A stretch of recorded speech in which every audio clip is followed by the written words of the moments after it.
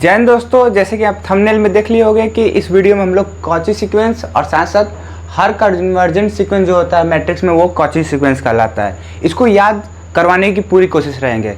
उससे पहले सबसे पहले आपको सोचना होगा कि पॉजिटिव माइंड के साथ वीडियो देखना होगा कि ये वीडियो एंड होते होते मैं इस चीज़ को क्या कर लूँगा, लर्न कर लूँगा, समझ लूँगा। तो 100% आप समझ जाओगे। पॉजिटिव के साथ रहिएगा।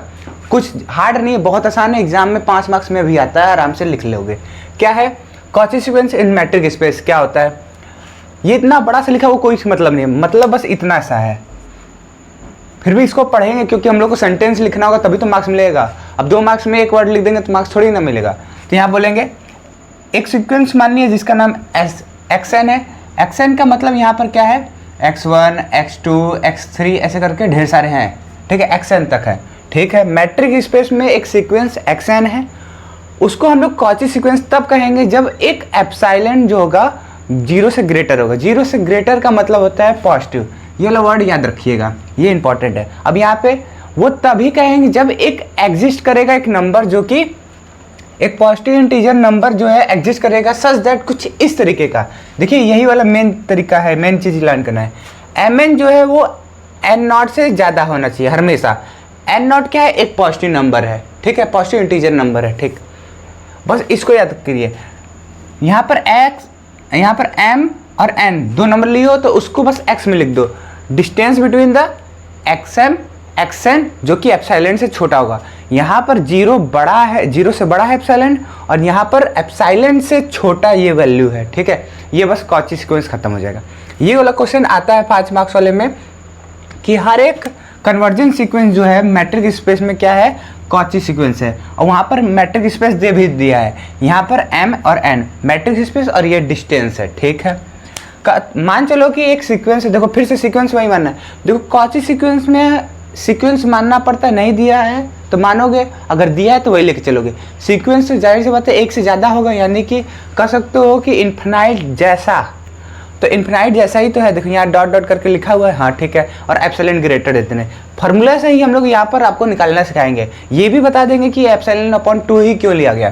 तो चलो देखो, एक्सएन हम लोग मान लिए कि कन्वर्जेंट सीक्वेंस है जो कि कन्वर्ज करता है एक्स के ऊपर।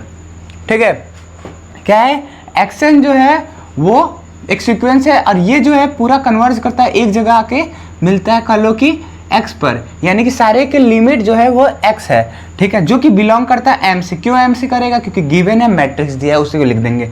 ठीक है, ये भी समझ में आता है। We have to prove the x n is a Cauchy sequence. अब देखो कन्वर्जेंट सीक्वेंस तो हम मान लिए, ठीक है, मान लिए, उसको बताने की कॉची सीक्वेंस है तो माने हो तो उसी को तो प्रूव करोगे कि कॉची सीक्वेंस होता है। तो क्या करोगे, मान चलो 0 एप्सिलॉन जो है ग्रेटर देन 0 है, कि देखो डिफिनेशन ही के तौर पर उसी को उठाया जा रहा है। कुछ इस तरीके का है कि एक्सएन जो है वो x की तरफ टेंस कर रहा है, यानी कि पूरी वैल्यू जो है वो x के ऊपर ही लिमिट पर आने वाली है।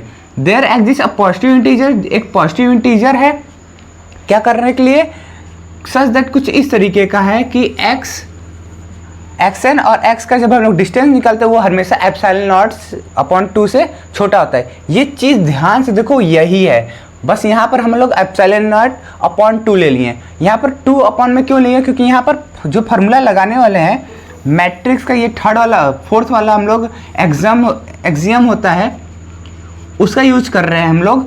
तो उसमें क्या करो, देखो 2 ठो है तो 2 ठो के लिए हम लोग इसके लिए भी एक एप्सिलॉन देना होगा, इसके लिए भी एप्सिलॉन। जब एप्सिलॉन मिलेगा तो 2 एप्सिलॉन हो जाएगा, जो कि वैल्यू लाने में मुश्किल होगा। इसलिए हम लोग आधा आधा मान ले रहे हैं कि प्लस करने पर, ये प्लस करने पर एक एप्सिलॉन हो जाएगा, एक एप्सिलॉन हो जाएगा, तो डिफिनेशन के तौर पे हम बोल पाएंगे। यही इसका मतलब था क्यों हम लोग आधा लिए। सिंपल लैंग्वेज में कहोगे ना तो हाफ इसलिए लियो क्योंकि प्लस करने पर एप्सिलॉन आएगा तो हम डिफिनेशन के तौर पे जा सकते हैं, क्योंकि डिफिनेशन में एप्सिलॉन है, 2 एप्सिलॉन नहीं लिखा है।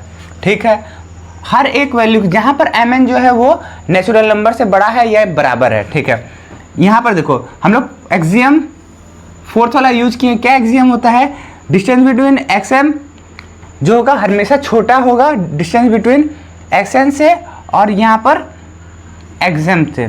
याद करो ये फार्मूला कहाँ पर आएगा, आपको तुमको याद करो, ये वाला फार्मूला समझ में आएगा कैसे यूज हुआ। ये वाला देखो, स्मॉलर और equal than dx z plus d z y, ये वाला फार्मूला से ये वाला फार्मूला बना है, जो कि मैट्रिक्स का हम लोग का 4 एक्सियम होता है। ठीक है, चौथा वाला 4 होता है तो चौथा वाला ये होता है। कोई कोई 3 मान लेता है, वो इक्वल टू 0 वाला करके। ठीक है, लास्ट वाला कर सकते हो।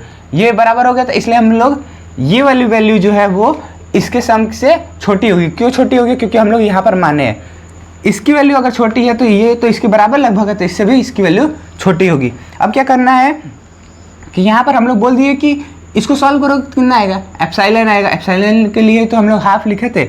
जब ये इस वैल्यू से बड़ी है तो इसको यहाँ पे लिख सकते हो कि ये वाली वैल्यू जो है इस वैल्यू से एप्सिलॉन जो है वो बड़ी है। हर एक NM जो ग्रेटर होगा वो तो लिखते रहना, उसे कोई मतलब नहीं है। जब हम लोग कह दिए कि ये जो टेंस कर रहा था वो एप्सिलॉन से छोटा है, इसलिए ये कॉची सीक्वेंस है। ध्यान से देखो, डिफिनेशन में यही तो हम लोग प्रूव करना था कि ये जो है छोटा होना चाहिए। छोटा हम लोग प्रूव कर दिए। कैसे किए? बस यही एक लाइन है, ये वाली लाइन। इस लाइन को समझ गया तो लिख लोगे, ये तो आगे पीछे बना के लिख लोगे। तो यहाँ पर हम लोग का ये वाला क्वेश्चन समाप्त होता है। 5 मार्क्स में ये आता है। कॉची सीक्वेंस जरूर से याद कर लें, 2 मार्क्स में कंफर्म आएगा ही आएगा। हर दूसरे साल, हर तीसरे साल पर कभी कभार लगातार भी पूछा हुआ है, तो देख लेना।